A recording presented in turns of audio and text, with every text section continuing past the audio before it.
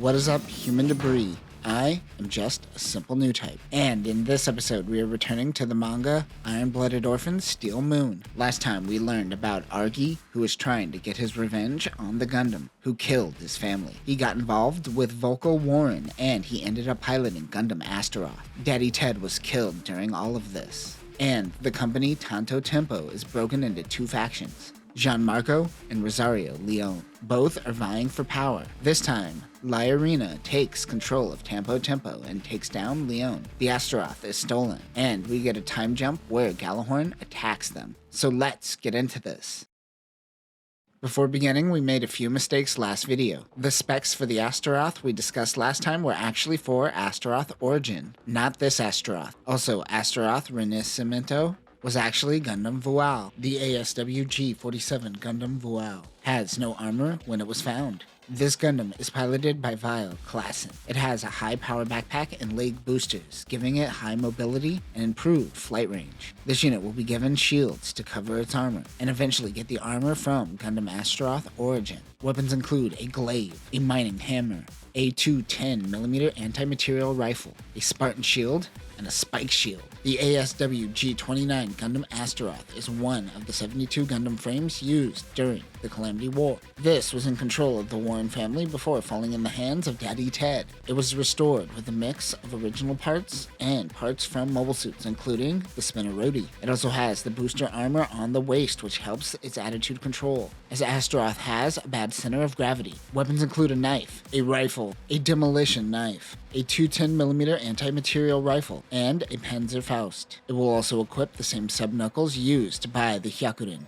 This unit used to have a special energy transmission mechanism, but was lost to time. Avalanche 1, Vile Klassen is meeting with Rosario Leone, the pilot of Gundam Vual. Vile is playing coy for a few pages, but we learn that he is the one responsible for what happened to Volko's dad and the Warren family. The boys are in the brig, even though Gianmarco saved them. Sampo is being fed and has a bed, so he's content. This human debris is just happy he isn't on a leash, I guess. He also says Gianmarco is probably going to try to bad touch Liarina. Liarina is summoned by Gianmarco, who finds him without a shirt on. She wants to know how Daddy Ted died. He tells her that Rosario Leone conspired against him with Gallahorn to take funds from Tampo Tempo. Leone can't become the head of the company. She needs Gianmarco's help. She even offers her body. But he is not interested and is satisfied with his position within the company. Becoming the president means more enemies in life, and he doesn't want that. He does, however, suggest that Liarina be the one who becomes the next president. Meanwhile, Gianmarco wants to have a duel against Gundam Astaroth. They are allowing the gang to use his hangar for any repairs and upgrades.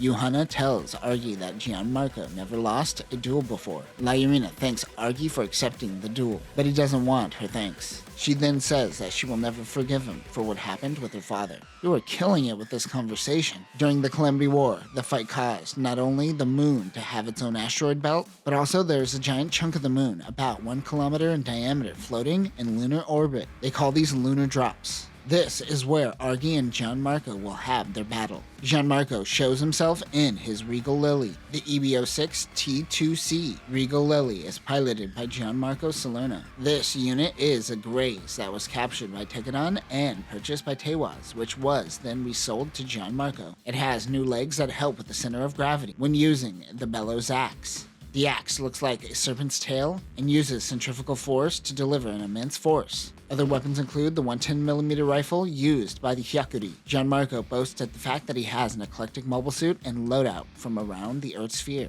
But Volko can tell that it is ultimately a Graze underneath. Argy won't lose this battle because he has to avenge his family. They begin their duel. Volko wonders if he should stop this fight, but Liarina is apathetic and doesn't care if he dies. The two clash with one another, and they end up in a stalemate. That's it. That's apparently the end of the battle. The next chapter, we cut back to everyone heading back to Avalanche 5, where Daddy Ted died. Volko tells Argy that if he runs into that Gundam again, then take it down. Argy can't look Liarina in the eye. She says that if she becomes president, she will hire Argy as her bodyguard. She might be able to help him find who killed his parents. The team splits up. A shuttle with Volko, Yuhana, and Liarina are grazed by a beam blast. It is Gundam Vual. Argy and Sampo and his roadie are approached by not only Leon, but also Nanao and an Adler. The Adler shares many parts with the Greys, but it is 1.5 times its size. It is believed that this mobile suit uses the Grey's frame, but other than that, there isn't too much information about its origin. Weapons include a 120mm rifle, a battle blade, and an anti-mobile suit claw in the forearm. She guards the ship while he fights. He shoots Sampo first and calls him useless human debris. He then clashes with Gundam Astaroth. Volko learns that this is a Gundam frame and informs Argy they are equal in strength. He attacks the Gundam rifle, and he pulls out his hammer, attacking Astaroth. It causes a giant explosion, but Astaroth comes out of the smoke. The Gundam was able to use the nose cone as reactive armor, which is why Argy is still alive. He stole Gundam Vual's hammer. Argy rushes in to pierce through Leon, but he stops. He tells him that he will have to pay for his injustices.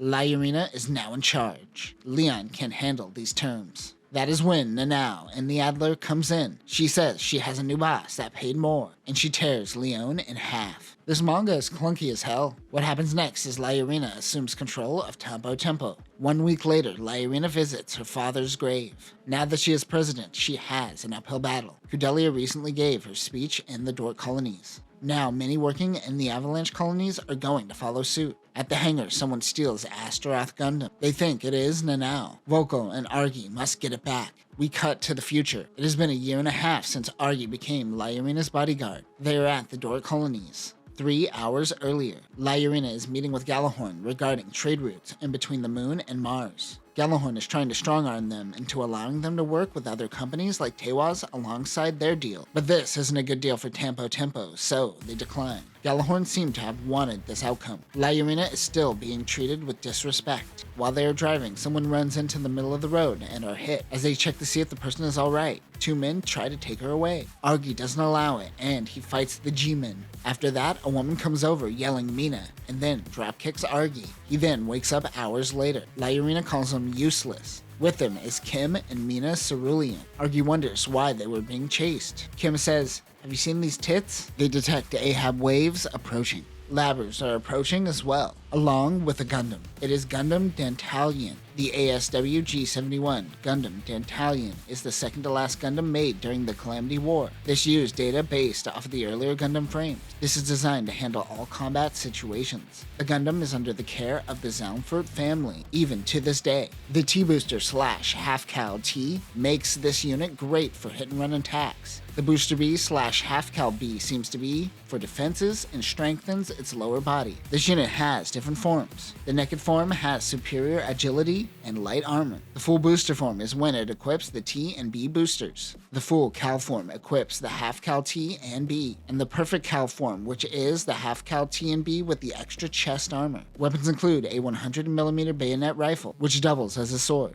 a Bident, a smoothbore gun, the Aegis, which is a pair of autocannons, and a gigantic arm. Volko recognizes the Gundam. He tells Argy this may be the Gundam that he is looking for. Argy launches an Elabrus. He is clearly outmaneuvered in this mobile suit. Argy throws some hand grenades and distracts the Gundam. He is able to get in close, but the Gundam slices off his left arm. They want the 2 sisters. The pilot says his name is Zaza Fossil. More mobile suits approach. It is a squad of Greys Statules. The EBO 6N Greys Statule is a customized Greys used by Oluris. It has better attitude control than the original Greys, and is equipped with better shock absorbers. This engages in discrete attacks. Weapons include the Greys 120mm rifle and a stun stick, which disables joints and sensors. Volko tells Argy to get back to the ship. He throws a grenade and bails. Volko wonders why Gallahorn is attacking them. More Ahab waves are detected. It is John Marco and Gundam Astaroth. He finally found the stolen mobile suit somewhere in the Jupiter sphere. He comes in and takes care of the Grazes. Gundam Dantalion decides to retreat.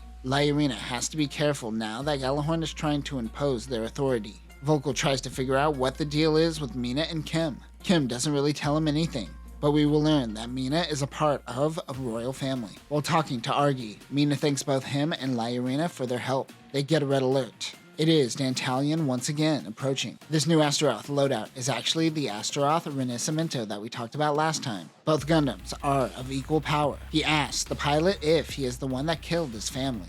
but he thinks he is talking about a different situation. Meanwhile, on the ship, Mina has been kidnapped. What happened? It happens to be Sampo and Johanna. They don't reveal who their client is. They also don't seem to realize they are stealing from people they know. Meanwhile, Astaroth and Dantalion work together to fight against Galahorn's mobile suits. The pilot says they were allies, but not anymore. In the distance is another mobile suit. It is Oltlindi. Oltlinde? Oltlin. We will break down this mobile suit next time, but it is piloted by a man named Jizzle Jizzin. Jizzle Jizzin. Jizzle Jizzin. Are you listening?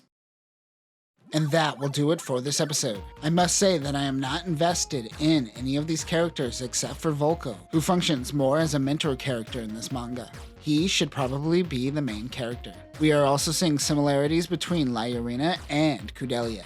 I thought the clunkiness was the translation, because it seems to be translated from Japanese to Italian to English, and too much seems to be lost. But then I read some of the original Japanese, and I gotta say, it still doesn't help that the stakes in this manga don't seem too high so far. Hopefully that changes in the back half. Next time, Sampo and Johanna realize who they are stealing from. We see the old Lindy in action, and they interrogate Jizzle. With that, we'll do it for now, new types. Remember, it's okay to slow down pacing every once in a while. Peace.